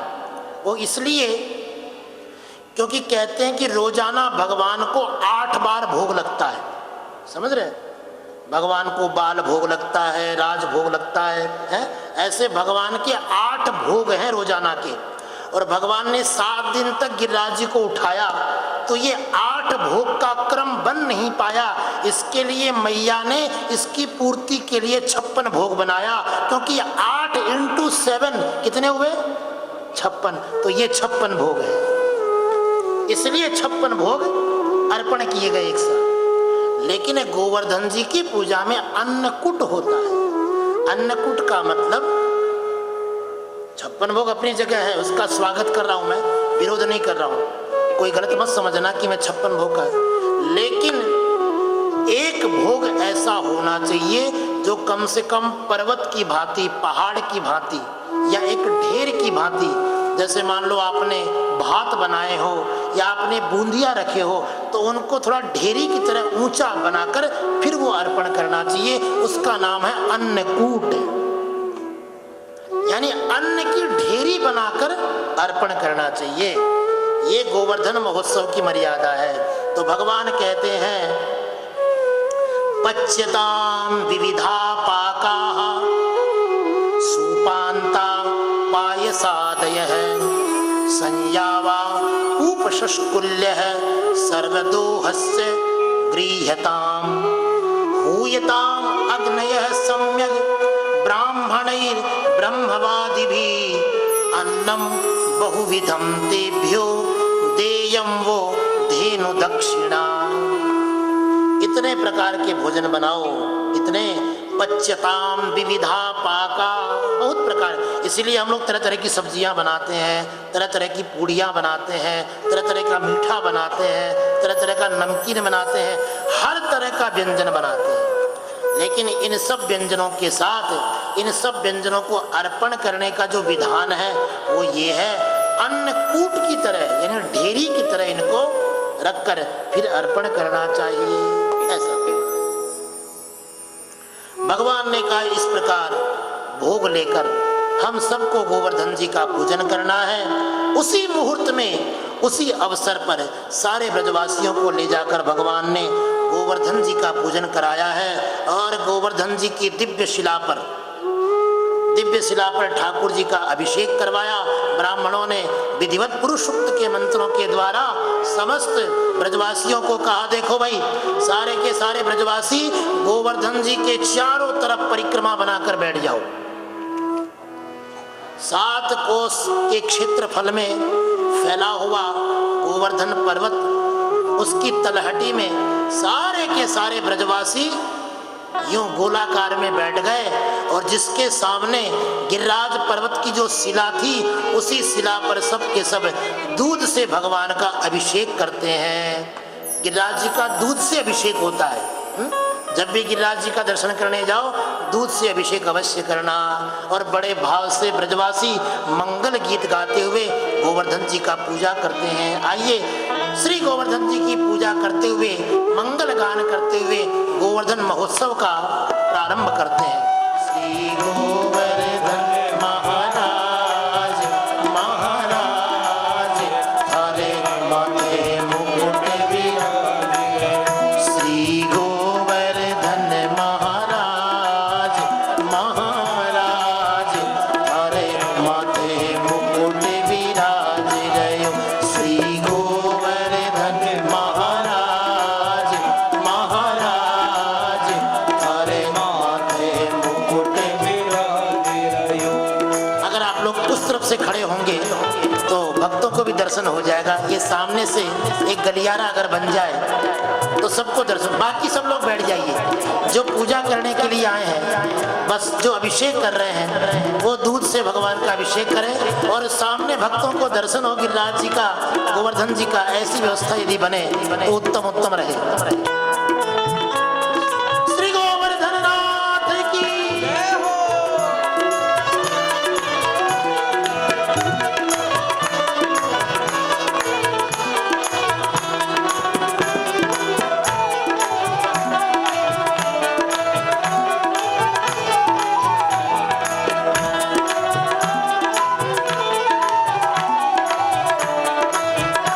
सारे के सारे ब्रजवासियों ने अपनी अपनी गायों का पवित्र दूध लेकर गोवर्धन जी का दुग्ध अभिषेक किया है, गोवर्धन जी की शिलाओं का प्रोक्षण किया है और सुमधुर जल से गोवर्धन जी को स्नान कराया है और उनकी शिलाओं को अच्छी तरह प्रोक्षण करके चंदन पुष्प आदि से उनको अलंकृत किया है और बड़े भाव से गिरिराज जी का पूजन किया है। तुम पे पान चढ़े, तुम पे पुष्प चढ़े, तुम पे पान चढ़े, तुम पे पुष्प चढ़े, हो तुम पे पान चढ़े, तुम पे पुष्प चढ़े, हो तुम पे पान चढ़े, तुम पे पुष्प चढ़े, तुम पे चढ़े दूध की धार, ओ धार थारे माथे मुकुट विराजे। तुम पे चढ़े दूध की धार,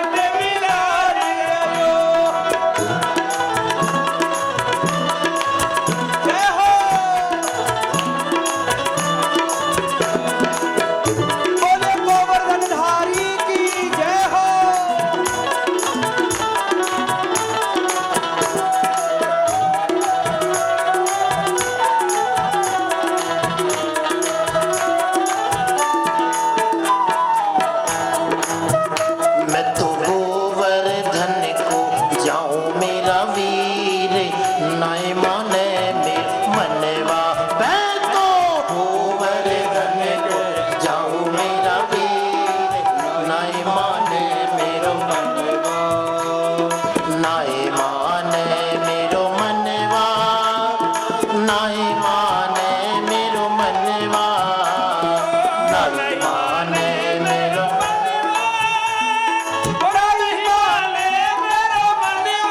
मैं तो गोवर्धन को जाऊं मेरा वीर, नाई माने मेरो मनवा, गोवर्धन को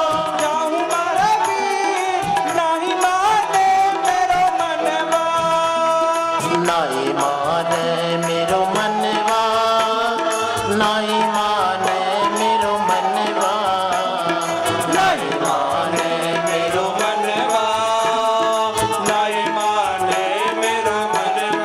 मैं तो गोवर्धन को जाऊं मेरा वीर, नाई माने मेरो मनवा, मैं तो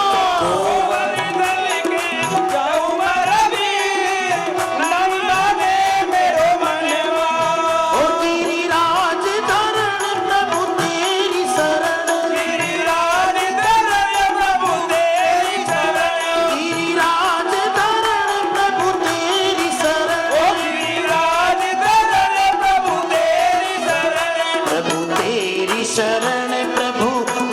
शरण, प्रभु तेरी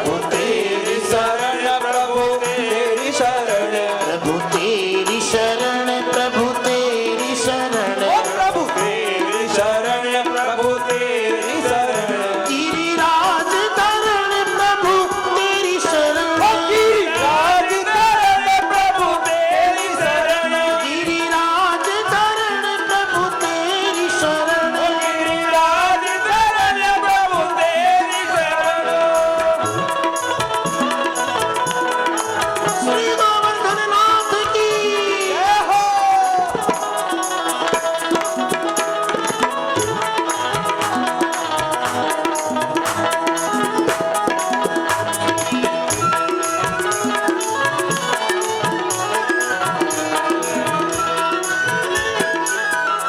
देखो भाई, एक बड़ी मुद्दे की बात आपको बता रहा हूं, ध्यान से सुनना। गिरिराज जी की परिक्रमा का बड़ा महत्व है, और आपने जिस ठाकुर जी का पूजन किया है, ये प्रत्यक्ष शालिग्राम शिला से प्रकट हुए ठाकुर जी हैं। आप बिल्कुल भी सौभाग्य में कोई संशय मत करना। और गिरिराज जी की परिक्रमा का बड़ा महत्व है, तो मेरा आप सबको खाली इतना ही स्मरण कराना है कि कथा के बाद कम से कम आज एक गिरिराज जी की परिक्रमा के लिए व्यासपीठ की परिक्रमा अवश्य करना। इससे आपको गिरिराज जी की परिक्रमा का लाभ प्राप्त हो जाएगा, लेकिन कथा के बाद, अभी नहीं है। अभी क्या कहना है? 7 कोस की करो रे परिक्रमा, 7 कोस की करी रे परिक्रमा,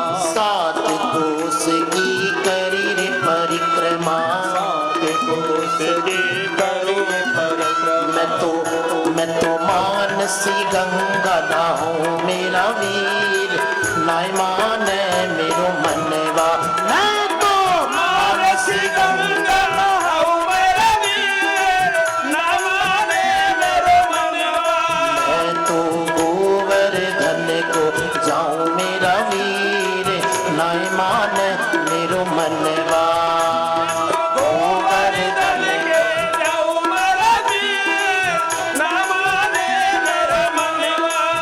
सारे ब्रजवासियों ने भगवान की पूजा करने के बाद भगवान को दिव्य भोग अर्पण किया। 56 प्रकार की नहीं, न जाने कितने प्रकार के व्यंजन वहां पर अर्पण किए जा रहे हैं, और बड़ा ही दिव्य अन्नकूट का भोग भगवान को लगाया जा रहा है। और जब सारे ब्रजवासियों ने श्री गिरिराज जी के सामने भोग अर्पण किया, तो ब्रजवासी कन्हैया से पूछते हैं, लाला हमने सुना है कि जो देवता प्रत्यक्ष होते हैं वो प्रत्यक्ष भोग लगाते हैं, क्या तुम्हारे भगवान प्रत्यक्ष भोग लगाएंगे? भगवान ने कहा, अभी देखो चमत्कार दिखाते हैं। और स्वयं भगवान गिरिराज जी के रूप में आकर गिरिराज जी के शिखर पर आकर बैठ गए, और भक्तों के द्वारा अर्पण किए जा रहे भोग को स्वयं भगवान ग्रहण कर रहे हैं, और भगवान भोग लगा रहे हैं, और ब्रजवासी भगवान को भोग लगाने की मनुहार कर रहे हैं। कैसे मनुहार करेंगे? राम रसिया मेरे मन बसिया, रुचि रुचि भोग लगाओ रसिया। राम रसिया मेरे मन बसिया, रुचि रुचि भोग लगाओ रसिया। हो राम रसिया मेरे मन बसिया, रुचि रुचि भोग लगाओ रसिया। राम रसिया मेरे मन बसिया, रुचि रुचि भोग लगाओ रसिया। शबरी के बेर सुदामा के तंदुल, शबरी के बेर सुदामा के तंदुल, शबरी के बेर सुदामा के तंदुल, शबरी के बेर सुदामा के तंदुल। भाव सहित तुम पाओ रसिया, रुचि रुचि भोग लगाओ रसिया। भाव सहित तुम पाओ रसिया, रुचि रुचि भोग लगाओ। राम रसिया मेरे मन बसिया, रुचि रुचि भोग लगाओ रसिया। राम रसिया मेरे मन बसिया, रुचि रुचि भोग लगाओ रसिया। बड़े भाव से ब्रजवासियों ने भोग अर्पण किया और प्रत्यक्ष ठाकुर जी ने श्री गिरिराज जी के शिखर पर बैठकर ब्रजवासियों के भोग को ग्रहण किया। और सारे ब्रजवासी प्रत्यक्ष दर्शन कर रहे हैं कि भगवान के द्वारा भोग लगाया जा रहा है। और भगवान ने जब भोग लगाया तो ब्रजवासी कहते हैं, प्रभु हमारे प्रसाद के लिए कुछ मिलेगा? भगवान ने कहा अवश्य मिलेगा। और एक बात ध्यान से सुनो भैया, गिरिराज जी के प्रसाद की बड़ी महत्वता है। गिरिराज जी के प्रसाद की बड़ी महत्वता है।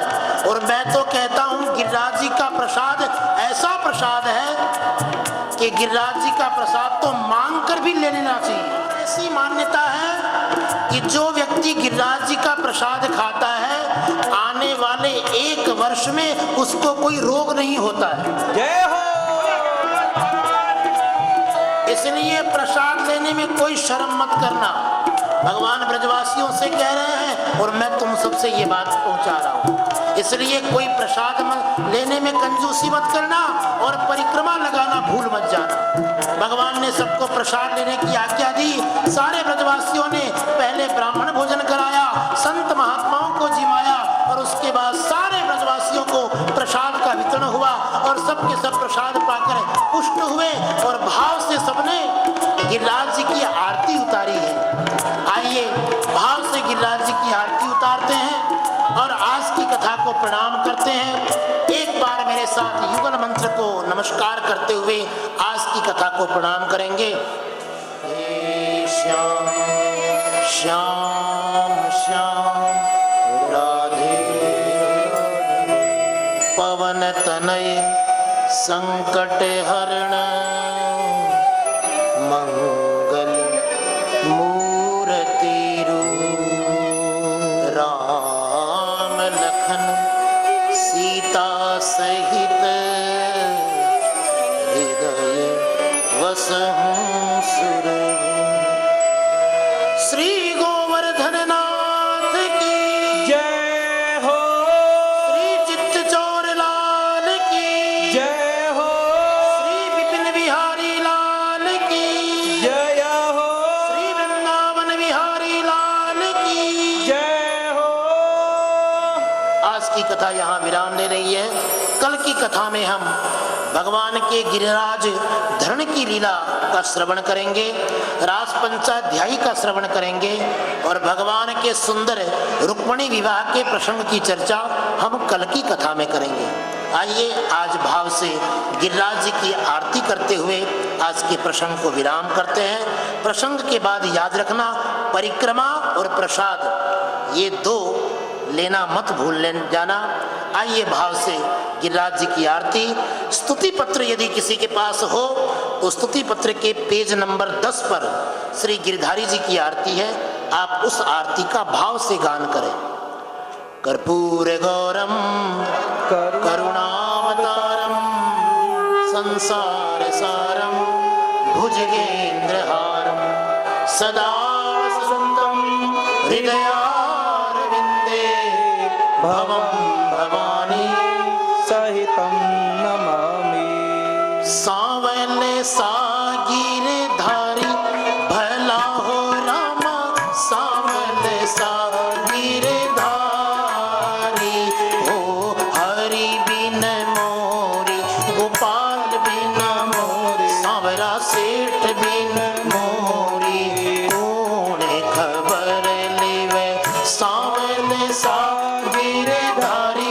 भला हो रामा सांवल सा गिरधारी। ओ हरि बिन मोरी गोपाल बिन मोरी सांवरा सेठ बिन मोरी कौन खबर ले। लटपट पाग केसरिया जामा लटपट पाग केसरिया जामा हिवड़े लोहार हजारी भला हो रामा हिवड़े लोहार हजारी। ओ हरि बिन मोर गोपाल बिन मोरी सांवरा सेठ बिन मोरी कौन खबर ले। सांवल सा गिरधारी भला हो रामा सांवल सा गिरधारी। ओ हरि बिन मोरे गोपाल बिन मोरे सांवरा सेठ बिन मोरे कौन खबर ले। मोरे मुकुट माथे तिलक विराजे मोरे मुकुट माथे तिलक विराजे कुंडल की छवि न्यारी भला हो रामा कुंडल की छवि न्यारी।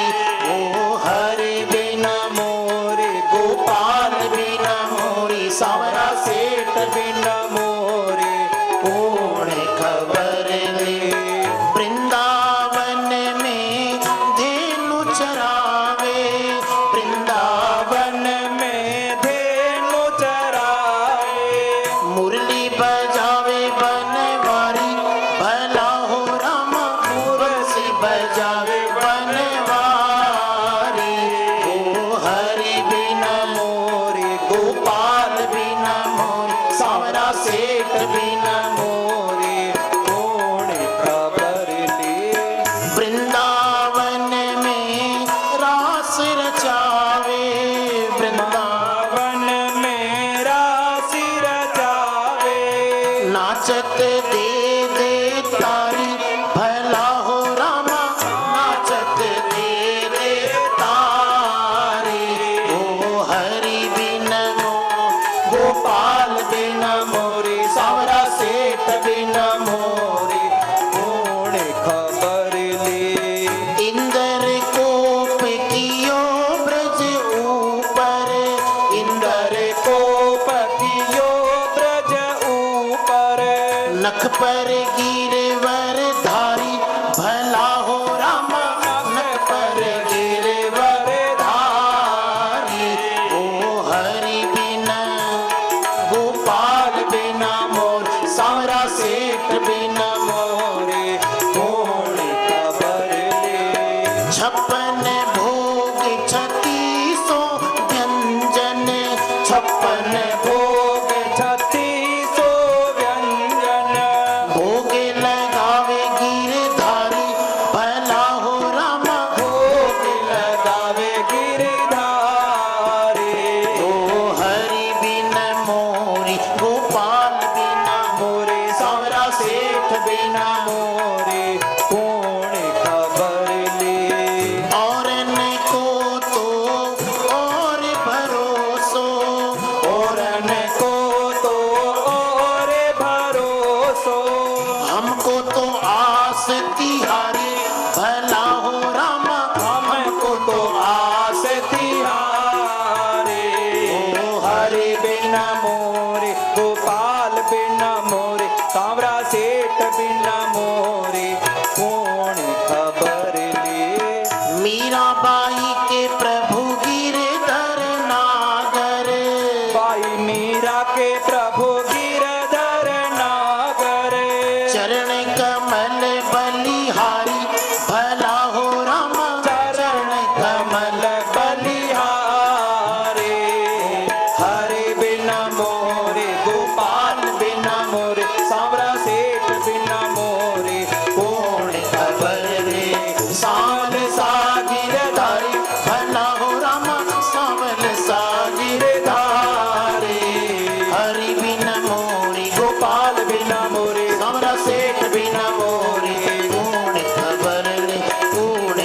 खबर ने कौन खबर कौन खबर। पात्र मध्य स्थितं तोयं भ्रामितं केशवोपरि अंगलग्न मनुष्याणां सर्वं पापं व्यपोहति जलेन शीतलीकरणं पुष्पै देव वंदनम् आत्माभिवंदनम् आरार्थिक ग्रहणं हस्त प्रक्षालनं हस्ते पुष्प गृहीत्वा मंत्र पुष्पांजलिम् ओम जजेन जजयमय जन्त देवास तानि धर्माणि प्रथमान्यासन्न तेहना कम महिमानः सचन्त यत्र पूर्वे साध्याः सन्ति देवाः। ओम राजाधिराजाय प्रसय्य साहिने नमो वयं वैश्रवणाय कुर्महे सर्वे कामान् कामकामाय मह्यं कामेश्वरो वैश्रवणो ददातु कुबेराय वैश्रवणाय महाराजाधिराजाय नमः। सेवन्तिकापकुलचम्पकपाटलाब्जै पुण्णागजातिकरवीररसाल पुष्पै बिल्व प्रवाल तुलसी दलमञ्जरीभिः स्वां पूजयामि जगदीश्वर मे प्रसीद। नाना सुगंधि पुष्पाणि यथा कालोद्भवानि च पुष्पांजलिर्मया दत्तं गृहाण परमेश्वर मंत्र पुष्पांजलिं समर्पयामि।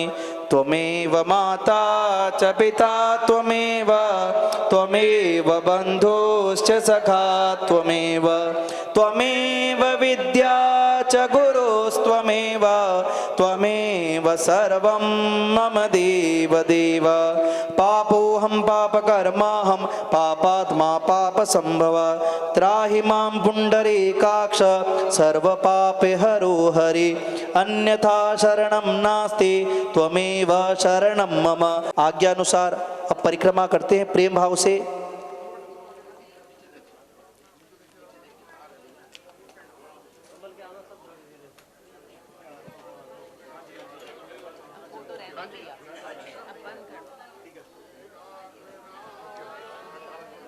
सभी आए हुए मेहमानों से निवेदन, प्रसाद जरूर लेकर जाएं। जैसा आचार्य जी ने आज कहा है, व्यास जी ने, आज का प्रसाद स्पेशल है और गिरिराज गोवर्धन महाराज जी का जो प्रसाद है उसको कभी मिस नहीं करना चाहिए, वो मांग कर भी खा लेना चाहिए। तो सबसे रिक्वेस्ट है कि आज का प्रसाद अवश्य लेकर जाएं। प्रसाद बिल्कुल रेडी है। Thank you.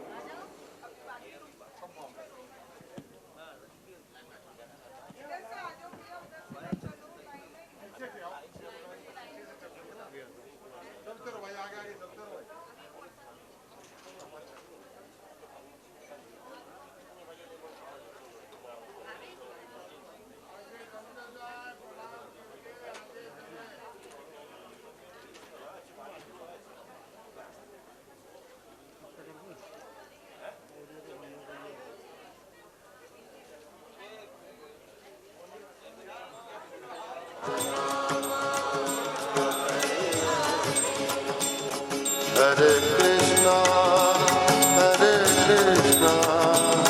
Krishna Krishna, Hare Hare, Hare Krishna, Krishna Krishna, Hare Hare, Hare Rama, Rama Rama, Hare Hare,